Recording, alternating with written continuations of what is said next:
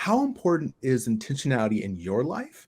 And and do you take the time to decide whether you're doing something because you want to do it, or because you're choosing to do it, or if you're doing something because this is how society says you should do it and your friends have done it this way, and so on and so forth? One, I think that's absolutely awesome, and I'm pretty sure that you weren't taxed at 50% because you never report that. And for people who know, they know. So we ain't gonna go. He caught that comment. Man, again, I won't speak for Mount Zion on this. This is something that I desire. Right, when I look at the end of my life, I think by virtue of the privilege I get to both marry couples, as well as to be there to Christian, to dedicate children, as well as the reality of being there at the end of someone's life and being able to ceremonialize their life. I'm grateful for the privilege I get to do as part of my work here on earth. At the end, sometimes you think about the regrets and the worries and the concerns, and you realize that at the end of the day, you can't control a lot.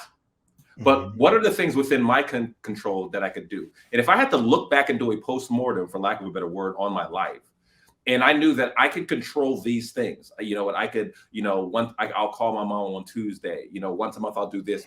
Me and my guys, once a year, we go on a guys trip, and we do that no matter what. And if I knew I did all of those things and knew nothing else, I would feel comfortable. And I realized that I said, I want to be able to look back and say, if I did these things and things didn't necessarily work out, then I'd have peace. I'm like, you know what I did? That's reasonable. I was intentional about these things. They're things that I enjoy. I have constraints, and this is what I want to do. And I could look back at my life and say, you know what? I'm comfortable with that. I think I've been doing that, especially more in the past 5 years, because the reality for me is I used to think I was good at that, right? Let's say being very intentional about time, meaning that I had a whole system. Like every week, I'd write 3 letters. And that was my thing. And that was my actually proxy to say, am I out of balance? Yeah. Am I prioritizing what's important? So if I can't sit down and write 3 letters, think about some interaction this week, somebody I thought about, and write a handwritten letter and send it off to them, I'm off. Yeah. Then I would always quarterly, I would send some life update to my email list of different people. And then I would every Thursday, Friday, I have a system of I'm going to catch up with somebody. The other stuff's for business.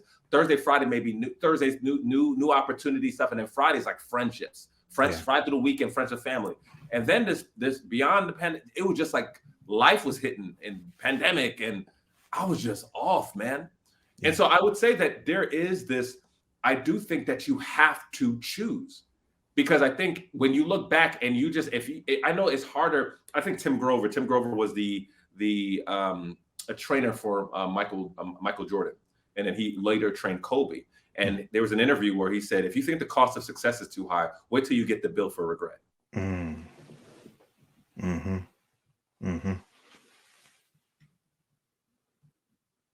But I don't want to be a bystander or a reactor to my life. Yeah. So I'm going to start at the end of the story and move forward as it relates what's reasonable with my parents. So one thing I think, brothers, I'm grateful to have a great dad. Yeah. And I'm realizing that at the end of the day, my parents were relatively young, but I'm like, my father's not going to be here forever, man. And so I thought to myself, I was like, I don't want to, what are the things I want to ask? So then now that's going to require time. And so I'm like, no, I got to, so we made it sound like I'm talking about that every day.